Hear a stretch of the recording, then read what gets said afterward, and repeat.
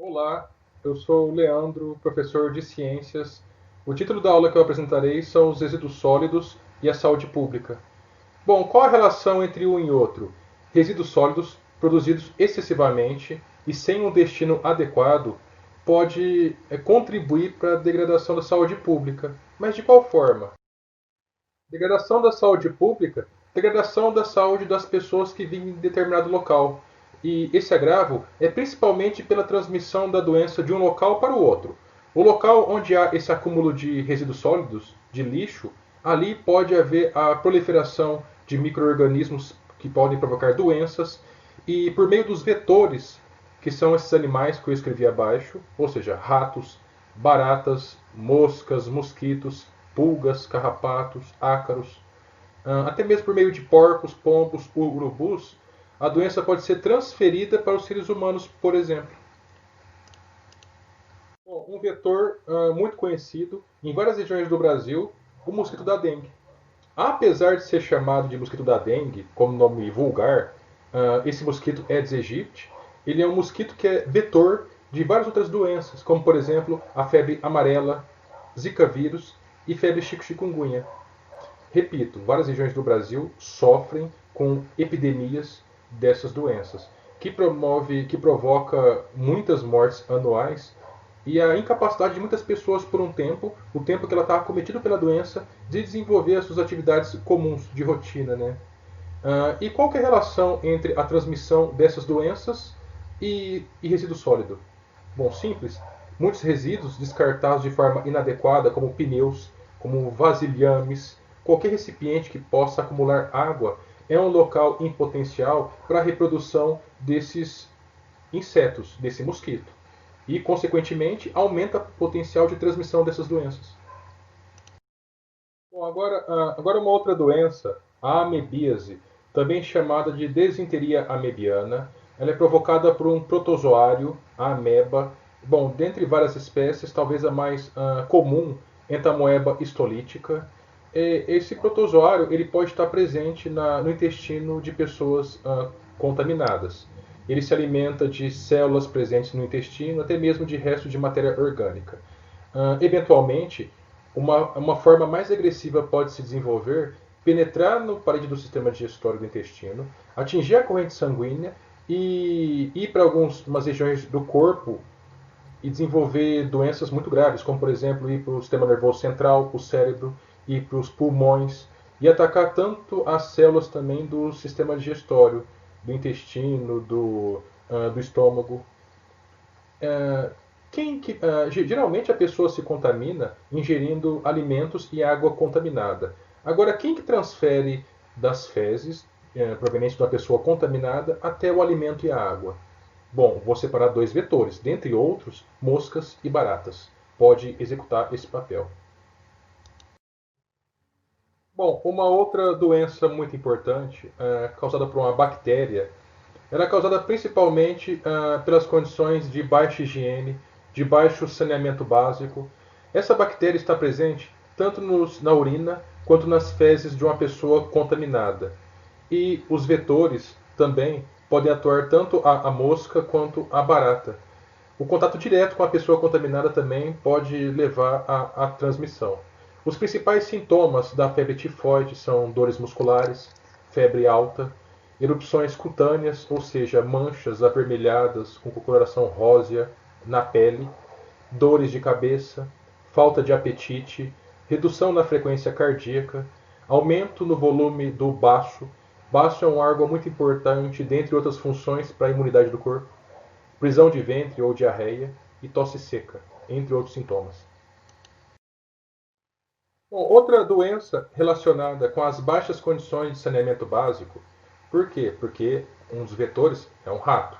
É chamado de tifo endêmico ou tifo murino. Murino é uma palavra relativa a ratos. Essa doença ela é transmitida por uma bactéria que está presente em pulgas, em carrapatos ou em ácaros. Esses animais que estão parasitando o rato pode entrar em contato, picar o ser humano e transmitir a doença. Os principais sintomas são febre alta, dor de cabeça, mal-estar do modo geral, náuseas, vômitos, tosse, manchas vermelhas pela pele, dor de barriga, diarreia, entre outros sintomas. Bom, mas uma doença muito importante, a toxoplasmose, é uma doença provocada por um protozoário da espécie Toxoplasma gondii. É uma doença muito comum no mundo. Ela manifesta sintomas em 90% das pessoas que adquirem a doença. Ela está presente em vários animais, como por exemplo em aves como o pombo, em vários roedores, em vários animais silvestres, em animais utilizados para o consumo humano, como gado bovino, suínos como porcos, ovinos, caprinos. O ser humano não transmite diretamente para o outro. Ele é infectado por meio da ingestão de alimentos contaminados. E esses alimentos podem estar contaminados principalmente pelo contato com outros animais, como por exemplo o gato, o pombo, excretas desses animais, fezes desses animais. Eu destaquei dois animais que são portadores da toxoplasmose e podem transmitir para os seres humanos, tanto o rato quanto o gato. Eu destaquei porque tem algo diferente nesse relacionamento. O toxoplasma ele muda o comportamento de alguns animais, dentre eles o rato.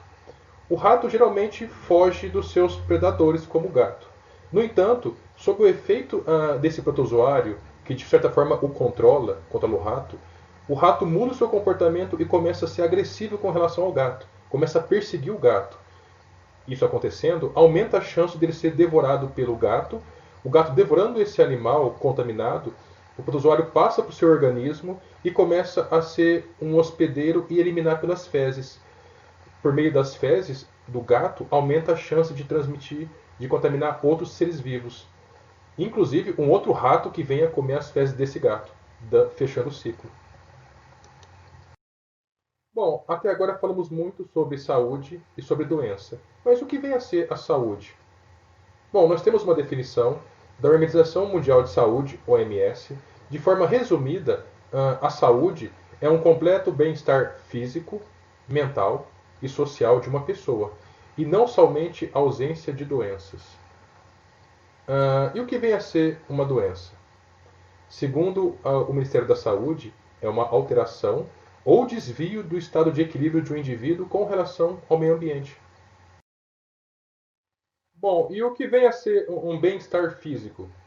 Bom, é um conceito, é uma ideia que percebemos com facilidade quando não estamos com bem-estar físico. Eu coloquei duas figuras, uma pessoa doente com o termômetro na boca, né, com febre, e uma pessoa com uma perna engessada. Esses são dois exemplos de não estar bem fisicamente. Bom, o bem-estar mental está relacionado com a saúde mental de uma pessoa. A saúde mental está relacionada com alguns estados, como por exemplo a ansiedade, nervosismo, desânimo, chateação e vários outros aspectos que podem ser indicadores de uma qualidade de uma saúde mental. Bom, agora quanto ao bem-estar social, ele está diretamente relacionado com o saneamento básico. O saneamento básico consiste em todas as ações possíveis para manter um ambiente saudável, porque se o ambiente está saudável, aumenta a chance da pessoa manter a sua saúde. Um ambiente não saudável, poluído, contaminado, aumenta a chance da pessoa se contaminar. Entre as ações de saneamento básico, inclui a pessoa ter uma rede de esgoto para poder retirar o esgoto gerado diariamente em casa, um tratamento de esgoto para permitir que esse esgoto que sai das residências e de outros lugares, comércio e indústria, seja tratado e destinado na forma de efluente aos rios, ou outras formas também. Inclui também um tratamento de água para consumo humano, abastecimento público, uma rede de distribuição de água, inclui um sistema de coleta de resíduos sólidos, como por exemplo coleta municipal ou outros tipos. Inclui também um sistema de triagem, de reciclagem, ou seja, do modo geral, todas as formas que nós podemos fazer para manter um ambiente saudável.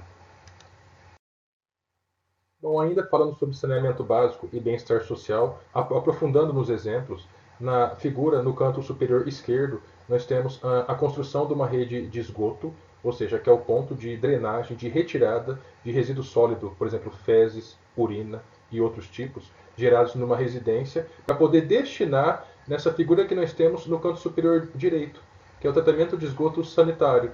A partir desse momento que a carga orgânica, esses resíduos tóxicos, são reduzidos para poder lançar o efluente, geralmente no corpo d'água, no rio. E na figura de baixo, a ETA, Estação de Tratamento de Água, que é aonde vai produzir uma água adequada para o consumo humano e distribuída para a população dos municípios. A qualidade dessa água, física, química ou biológica, a presença de organismos patogênicos, a ausência deles é indispensável para manter as taxas baixas de doenças no município. Bom, ainda sobre esse assunto, saneamento básico e bem-estar social. Bem-estar social tem a ver com inclusão social. A pessoa ser incluída na sociedade é ter as mesmas condições que todos os demais viventes na sociedade têm. Por exemplo, em determinado bairro, determinado grupo de pessoas tem um sistema de água, de esgoto, de coleta de lixo adequada. Em outro bairro, não. Isso reduz a condição de cidadania da pessoa. Aqui, como exemplo, nós temos também a coleta do lixo doméstico. O fato de ter ou não coleta seletiva também na sua área, no ambiente que você vive, no seu bairro também, é um fator de cidadania. O serviço público de limpeza, de poda, de varrição e sistema de drenagem de água fluvial de chuvas também é muito importante. Bom, agora no que se refere à poluição do ar, que pode ser motivado por vários motivos, dentre eles principalmente motivados pela combustão, pela queima de florestas, queima de área agrícola, queima de derivados do petróleo como pneus, como plásticos, e a queima de combustíveis e a liberação de fumaça pela chaminé de indústrias, né? Do modo geral, tem agravos tanto para o meio ambiente quanto para a saúde das pessoas que vivem nesses locais, né? No que se refere ao meio ambiente, temos a questão complexa do aquecimento global, né? Bom, a qualidade do ar é indispensável para a manutenção da saúde das pessoas. Poluição do ar pode levar à formação, ao desenvolvimento ou agravamento de algumas doenças, como por exemplo a asma. A asma, também chamada de asma brônquica ou bronquite asmática, é uma inflamação dos brônquios dos pulmões. Essa inflamação leva à produção excessiva de um muco e esse muco pode obstruir a passagem de ar, levando a pessoa a ter dificuldade na respiração e característico também um leve chiado no ato de respirar. Bom, a rinite alérgica é uma inflamação no tecido que reveste internamente o nariz, a mucosa, né? Dentre os sintomas que podemos observar, coceira nos ouvidos, zumbido, olhos vermelhos, com coceira ou lacrimejando, espirros, congestão, nariz escorrendo, garganta coçando, inchada ou inflamada. Bom, de modo geral, esses sintomas se confundem muito com o da gripe comum. Bom, pessoal, esse era o conteúdo que eu queria ter transmitido. Ótimos estudos a todos.